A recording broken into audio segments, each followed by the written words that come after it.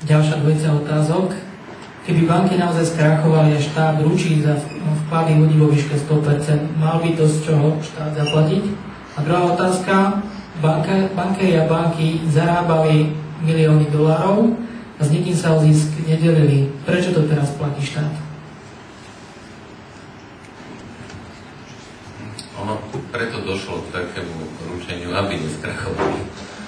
Lebo ten rozdiel, mimochodom ten rozdiel, ako teda tvrdia ľudia z ministerstva financií a Národnej banky pri doterajšom ručení 20 000 eur a tom neobmedzenom vraj nie je až taký výrazný, vraj je len nejakých 30. No, myslím, že tak nejak. No, proste tvrdia, že predtým to bolo 400 a teraz je to možno 500. Hej. Je to viac, ale je to viac od 20%. Keby došlo k zrúteniu všetkých bank, tak dojde k zrúteniu celej ekonomiky. Ale to chvála Bohu nehrozí. Ale štát musí, my sme preto v roku 1999 alebo 2000, keď sme sa rozhodovali, čo s tými bankami, Búbka, Sporiteľňa a IRBčka, ktoré boli štátne, boli pred krachom, preto sme ich museli zachrániť aj za cenu, že to stalo vtedy 120 miliard korún. A vrátila sa len časť z privatizácie, ozdravili sa tie banky, potom sa sprivatizovali a výnos privatizácie bol asi 60 alebo 70 miliard korún celkový z tých troch. Čiže došlo tam k reálnej čistej strate, len práve preto, že ak nezachránite kľúčové banky a oni by skrachovali, tak reťazová reakcia, domino efekt na pád podnikov a reálnej ekonomiky a straty ľudí by boli obrovské, že keby sa to zase nemusí. Tá druhá bola... A to, ja to tiež vnímam na jednej strane samozrejme kriticky a podobne ako kolega Karpiš povedal, že zisky sú súkromné a straty sú znárodnené. Na druhej strane ale ten prístup špecifický k bankovému sektoru je opodstatnený tým, čo sme hovorili, že oni narábajú s cudzými zdrojmi. Oni podnikajú nie s vlastnými peniazmi, ale s cudzými zdrojmi. Čo ale neznamená, že schvalujem tú mieru, lebo teraz už došlo dokonca k tomu, že už banky, ktoré ani nepotrebovali možno zrejme záchranu v západnej Európe, začínajú pýtať od vlády peniaze, lebo však keď dostali konkurenti, tak chcú aj oni, aby neboli znevýhodnení. Čiže tam treba podľa možnosti predísť tomu, aby takáto situácia vznikla. Keď vznikne, tak to treba posudzovať veľmi, veľmi prísne.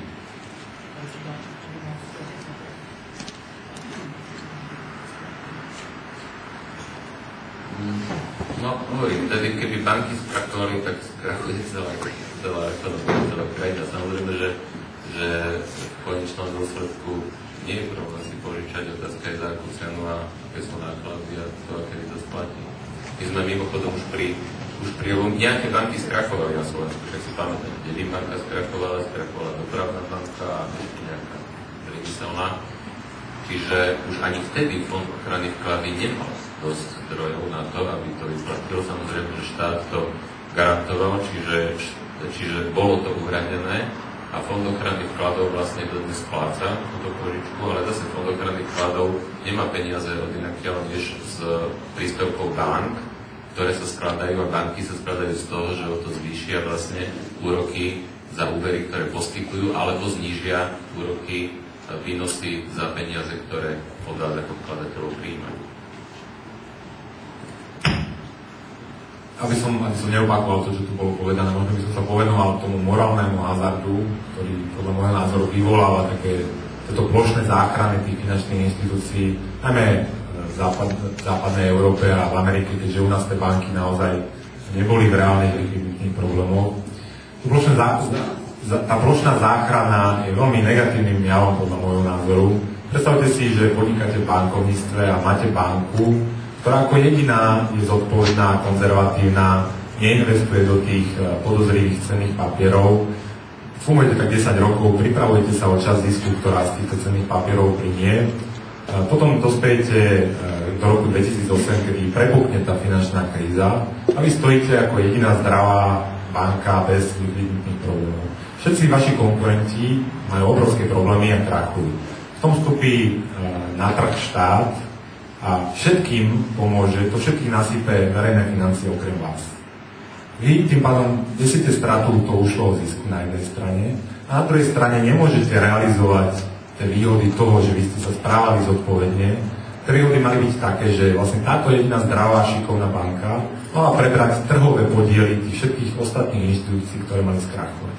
Napriek tomu, vďaka politickej moci a vďaka tomu, že politik vstupuje a zachraňuje, nie je možné prebrať tieto trhové podiely a nie je možné ozdraviť celý ten systém. To znamená, že tie problematické inštitúcie s problematickými podnikateľskými modelmi ostanú na tom trhu aj do budúcnosti. Ešte je tam na druhej strane aj problém potom tých vkladateľov. Ak vy hovoríte vkladateľom, že je to vlastne úplne jedno, do ktorej inštitúcie vydáte svoje peniaze, nezaujímajte sa o to, čo majú na súvahách tej banky, nezaujímajte sa o to, ako podnikajú vaše banky, lebo aj tak vás všetkých nakoniec vyplatíme.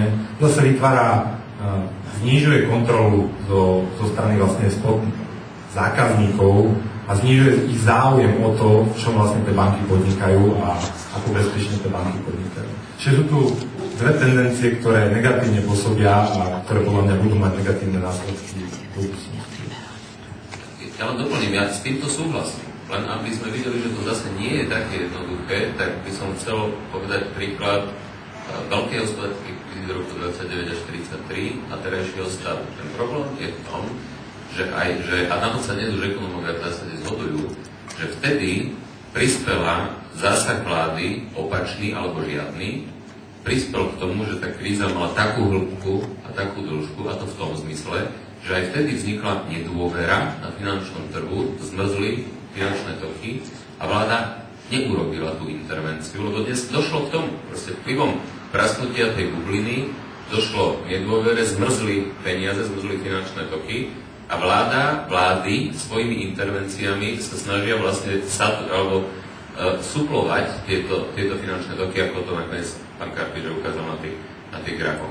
Aj preto, aby sa predišlo tomu, čo sa stalo v roku 1929, kedy sa to nestalo, kedy zmrzli finančné toky, vláda dokonca vtedy rezervná banka zvýšila úrokové sadzby a následne došlo k takému kolapsu aj finančného sektora, ale aj reálnej ekonomiky, že miera ekonomického pokles HDP za 4 roky bol v Spojených štátoch 25%, v Nemecku 22%, v Československu takmer 20%. Nezamestnanosť narastla tak, že v roku 1939 bola 18% na Spojených štátoch amerických. Čiže toto všetko je pravda, ale na druhej strane, keď už dôjde k takej situácii, k akej došlo, tak to nie je také jednoduché, a keď sa chceme vyhnúť tomu, že sa nám znásobia tie negatívne dôsledky z toho, že tie finančné toky napríklad zamrznú úplne, tak tá vláda konať musí. Čiže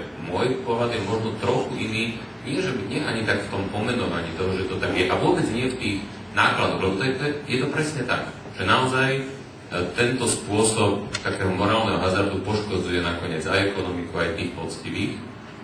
Ale keď už k tej situácii dôjde, to, čo chcem len k tomu dodať, je to, že keď už k tej situácii dôjde, tak už tie intervencie typu aj pumpovania peňazí do ekonomiky, nahrádzania ako keby toho obehu krvného, zmrznutého tých finančných tokov zo strany štátu a aj stanovanie je žiaľ Bohu nevyhnutné.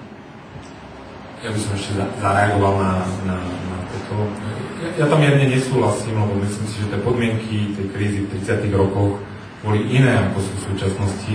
Samozrejme, ak vy sa snažíte o presadenie nejakého plánu záchrany alebo nejakého pomocného balíčka, tak hovoríte, že ak sa to nestane, tak príde niečo zlé, celý systém padne. A práve týmto sa argumentovalo pri obhajovaní tých balíčkov.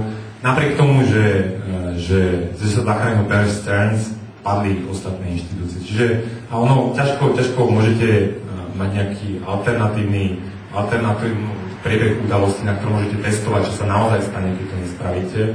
Mne len ako ilustrácia, že to nie je vhodné riešenie, príde názor jednej ekonomky, ktorá sa volá Anna Schwartz, ktorá spolu s Friedmanom napísala takú veľkú knihu o monetárnej teórii Monetary History of USA, v ktorej mimochodom hovorila presne to isté, že naozaj v tých 30 rokoch bol problém to, že sa nepomohlo tým bankám. Čím ja nemusím úplne súhlasiť, ale hovoril, že áno, identifikoval, že takýto to bol problém.